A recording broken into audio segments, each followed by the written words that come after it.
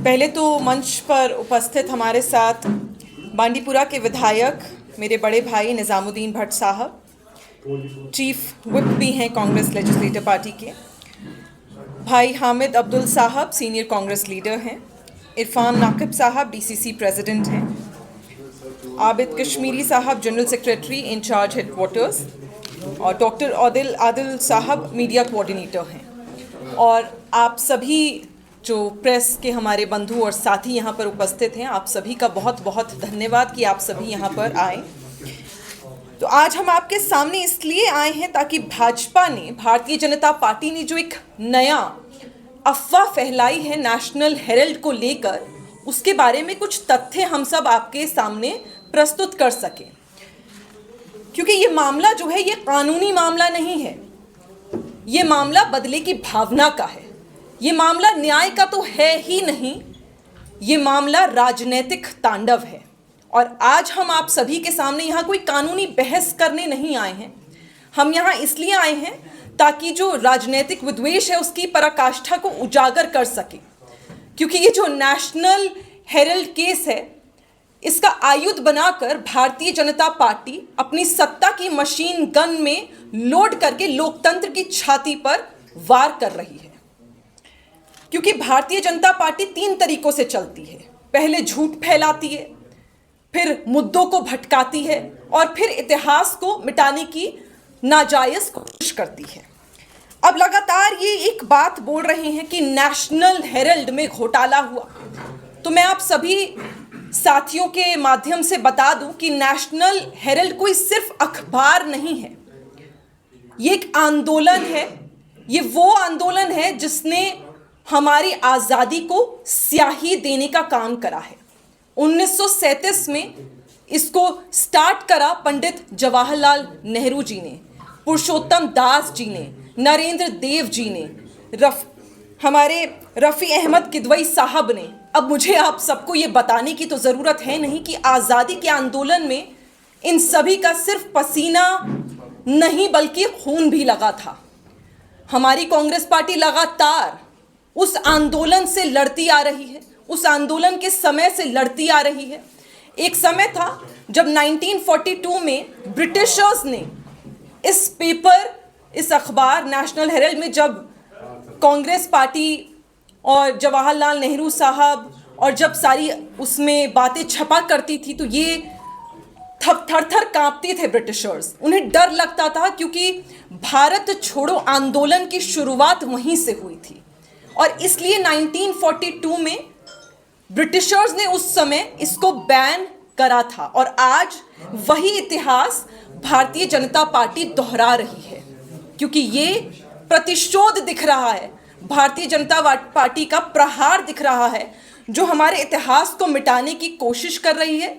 और जैसे कि मैंने कहा, नेशनल हेराल्ड के ऊपर इस प्रकार की टिप्पणी करके, इस प्रकार के झूठे आरोप लगाकर एक बहुत बड़ा दुस्साहस कर रही है।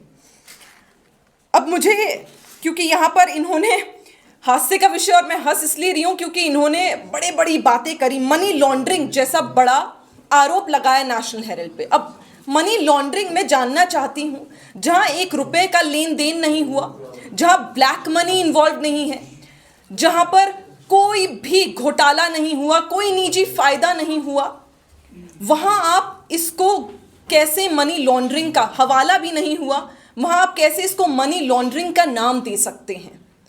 या तो हम ये मान लेते हैं कि भारतीय जनता पार्टी ने मनी लॉन्ड्रिंग की परिभाषा ही बदलती है।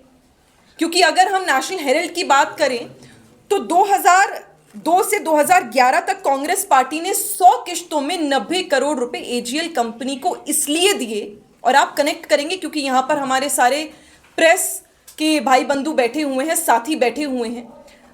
तो क्योंकि एजीएल एक वो कंपनी थी जिसमें कोई प्रॉफिट नहीं था, वो सिर्फ हमारे आंदोलन के लिए, लोगों तक खबरें पहुंचाने के लिए लड़ रहा था, अखबार में खबरें छाप रहा था जो एकदम सत्य हैं। अब यहाँ इन्होंने क्या किया कि इन्होंने केस लगाया। अब नेशनल हेराल्ड में बहुत बड़ी ये बात इन्होंने कही कि जो घोटाला हुआ है, कांग्रेस पार्टी ने 100 किश्तों में 90 करोड़ एजीएल को इसलिए दिए ताकि आप जैसे कर्मचारी जो एजीएल में उस समय सैलरीज नहीं पा रहे थे, जिनके ऑफिस में मशीनें बंद हो गई थी, घर में परिवार भूखा था क्योंकि सैलरीज नहीं मिल रही थी, पीएफ नहीं मिल रहा था, वीआरएस फंड्स नहीं मिल रहे थे। आप सब इसको समझते होंगे जो लोग रोजी रोटी कमाते हैं। तो उस समय कांग्रेस पार्टी ने ये मदद करी थी एजीएल की, ताकि आने वाले समय में और उस समय कर्मचारियों को अपना घर चलाने के लिए वेतन मिले, पीएफ मिले, वीआरएस मिले और उन्हें कुछ भी खोना ना पड़े। तो मैं जानना चाहती हूं कि ये मनी लॉन्ड्रिंग, और कांग्रेस पार्टी आज सवाल पूछ रही है और साथ में देश का हर एक व्यक्ति पूछ रहा है कि ये मनी लॉन्ड्रिंग का मामला आप कैसे कह सकते हैं? क्योंकि यहां पर जो पेमेंट्स करी थी कांग्रेस पार्टी ने, वो तो चेक के माध्यम से करी थी। ऐसा तो कुछ है नहीं कि अलग से चुपके से करी थी, सब कुछ सार्वजनिक है, सब आपके सामने है। तो इस तरह की ओछी राजनीति भारतीय जनता पार्टी लगातार करती आई है, क्योंकि ये मनी लॉन्ड्रिंग नहीं बल्कि फ्रीडम स्ट्रगल की लॉयल्टी थी जो सिर्फ और सिर्फ कांग्रेस पार्टी ने निभाई थी, और किसी पार्टी में ना हिम्मत थी ना वो जज्बा था जो कांग्रेस पार्टी में कल भी था, आज भी है और आने वाले कल भी रहेगा। अब यहाँ पर क्योंकि उसके बाद एजीएल जब उनको पैसा दिया गया तो वो भी पैसा लौटा नहीं पाए, कर्ज में डूब गए। तो कानूनी तरीके से 2010 में सेक्शन, उस समय 25, आज सेक्शन 8 के अंतर्गत यंग इंडियन एक कंपनी रजिस्टर करी गई। अब सेक्शन 8 का मतलब है ना कोई फायदा लिया जा सकता है, ना कोई फायदा आज तक लिया गया है। और ये इसलिए हुआ, ये यंग इंडियन इसलिए बनाई गई ताकि वो जो अखबार जिसने आंदोलन की लड़ाई लड़ी थी उसकी रूह को जिंदा रख पाए, और उस रूह को जिंदा रखने का काम कांग्रेस पार्टी ने करा है। आज भारतीय जनता पार्टी उसी पर अशोभनीय टिप्पणी भी कर रही है और अपनी ईडी, मैं तो कहती हूं एक्सटॉर्शन डिपार्टमेंट को, ये कानूनी व्यवस्था नहीं है, ये कानून का सदुपयोग नहीं है, ये ईडी का दुरुपयोग है और एक्सटॉर्शन डिपार्टमेंट इसको बना दिया है। और एक्सटॉर्शन डिपार्टमेंट बनाने के बाद, इससे पहले मैं एक्सटॉर्शन डिपार्टमेंट के बारे में बात करूं, मैं एक और चीज यहां पर चिन्हित कर देना चाहती हूं कि सेक्शन 51A(b) में कहा गया है कि स्वतंत्रता संग्राम की प्रेरणाओं को बचाना हर नागरिक का कर्तव्य, और वो कर्तव्य हमने निभाया है, यानी कांग्रेस पार्टी ने निभाया है। अब सरकारी प्रोपोगेंडा इनका देखिए। अब भारतीय जनता पार्टी का आईटी सेल हो, भारतीय जनता पार्टी का सोशल मीडिया ट्रोल हो, भारतीय जनता पार्टी के, वो माफ करिएगा शब्द का प्रयोग करिए, पर रियलिटी है, जग जाहिर है, वो 2 रुपए के जो ट्रोल्स होते हैं वो हो। अब ये प्रोपोगेंडा, एक नैरेटिव चला रहे हैं सोशल मीडिया पर कि 5000 करोड़ की संपत्ति है एजीएल के पास। अब इनकम टैक्स डिपार्टमेंट की बात कर लेते हैं। मैं तो नहीं चला रही हूँ, कांग्रेस पार्टी तो इनकम टैक्स डिपार्टमेंट चला नहीं रही है, आप ही की सरकार में चल रहा है। अब इनकम टैक्स डिपार्टमेंट तो ये बता रहा है कि इनके पास सिर्फ 413 करोड़ की संपत्ति है, और जिसमें से 6 जो जमीनें हैं उसमें 5 तो लीज पर है, ना उन्हें खरीदा जा सकता है, ना बेचा जा सकता है, ना उनसे कुछ प्रॉफिट कमाया जा सकता है।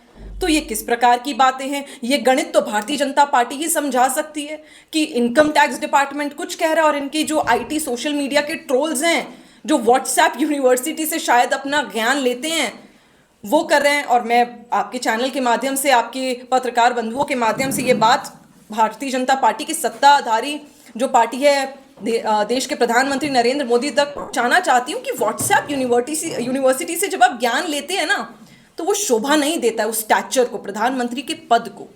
आप उसकी गरिमा का ध्यान रखें, इस प्रकार के झूठे आरोप लगाना बंद करिए। अब ईडी की, जैसे मैंने कहा, एक्सटॉर्शन डिपार्टमेंट। मैं क्यों कहती हूँ एक्सटॉर्शन डिपार्टमेंट? मैं इसलिए कहती हूँ क्योंकि आप सभी के माध्यम से हमें पता चलता है कि कन्विक्शन रेट ईडी का सिर्फ 1% है, और 98% जो केसेस है वो सारे विपक्ष पे हैं।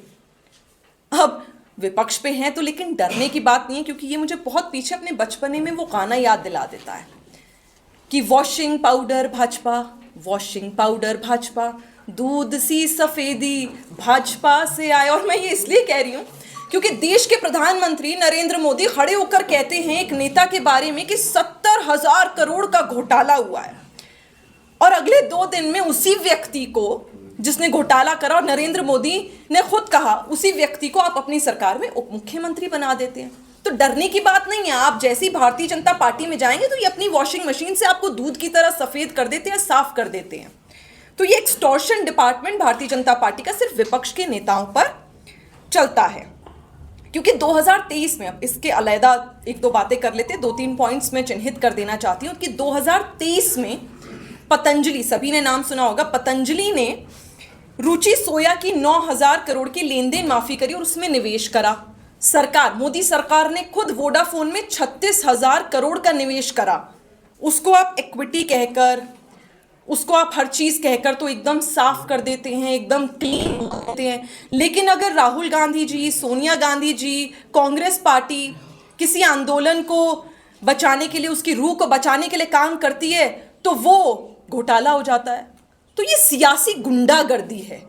मुझे लगता है इस तरह की सुपारी ईडी को देना बंद कर देना चाहिए सरकार को, जो आज भारतीय जनता पार्टी की सरकार कर रही है।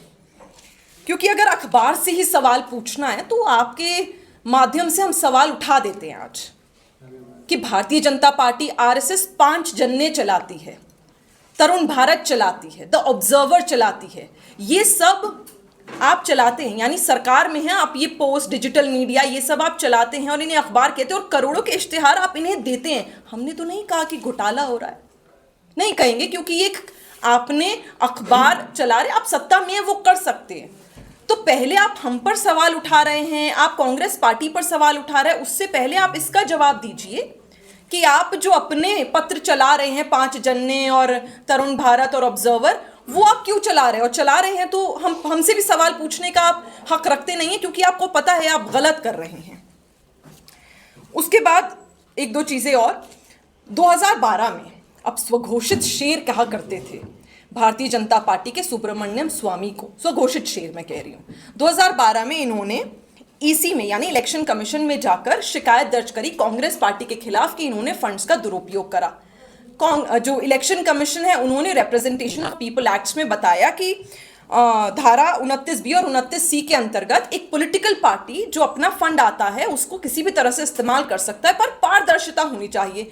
अब कांग्रेस पार्टी ने तो लगातार दस्तावेज भी दिए हैं, एकदम ब्लैक एंड व्हाइट रखा है, कोई काला धन नहीं इन्वॉल्व, सब कुछ क्लीन चिट, कुछ गलत है ही नहीं। इनके इलेक्टोरल बॉन्ड्स की तरह तो है नहीं कि जब सुप्रीम कोर्ट ने फटकार लगाई तो इन्होंने वो सार्वजनिक करा है। हमारा तो एकदम क्लियर था। तो इसी से भी सुब्रमण्यम स्वामी को साइड होना पड़ गया। उसके बाद इन्होंने 2013 में, यही स्वघोषित शेर सुब्रमण्यम स्वामी, इन्होंने 2013 में जाकर कोर्ट का दरवाजा खटखटाया और कहा ये कि दुरुपयोग कराए। अब सोचिए 2020 में जब इन्हें बुलाया गया सुब्रमण्यम स्वामी जी को क्रॉस एग्जामिनेशन पर, तो इन्होंने स्टे मांग लिया। अब इनकी नैतिकता समझिए, नैतिकता तो कुछ है ही नहीं। सच्चाई होती तो आप चले जाते, आप स्टे ऑर्डर नहीं मांगते। आपने स्टे ऑर्डर इसलिए मांगा क्योंकि आपके पास कुछ तथ्य थे नहीं, बोलने के लिए था नहीं, तो क्रॉस एग्जामिनेशन में आप बैठते तो आपके झूठ का पर्दाफाश हो जाता। उसके बाद एक दो चीजें इन्होंने और करी। अब 2015 में बात कर लेते, आप सभी इससे परिचित होंगे पर आपको फिर से दोहरा के याद दिला देते हैं सत्ताधारी पार्टी को, अहंकारी सरकार को, कि 2015 में इन्होंने क्या करा। अब ईडी में ये मामला था नेशनल हेराल्ड का, क्लीन चिट मिल गई कांग्रेस पार्टी को, क्लीन चिट मिल गई क्योंकि कुछ था ही नहीं। जाहिर सी बात है, क्लीन चिट तो मिलनी थी।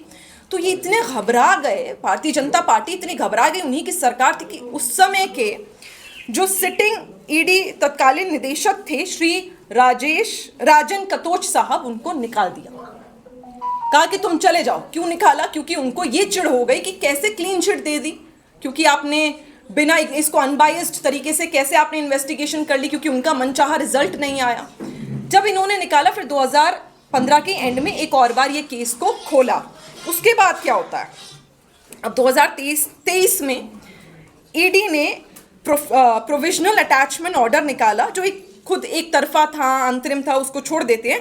तो ट्रिब्यूनल ने अप्रैल 2024 में इसको कंफर्म कर दिया। अब जो कानून कहता है, कानून ये कहता है कि 365 डेज यानी 365 दिन में आपको चार्जशीट फाइल करनी है।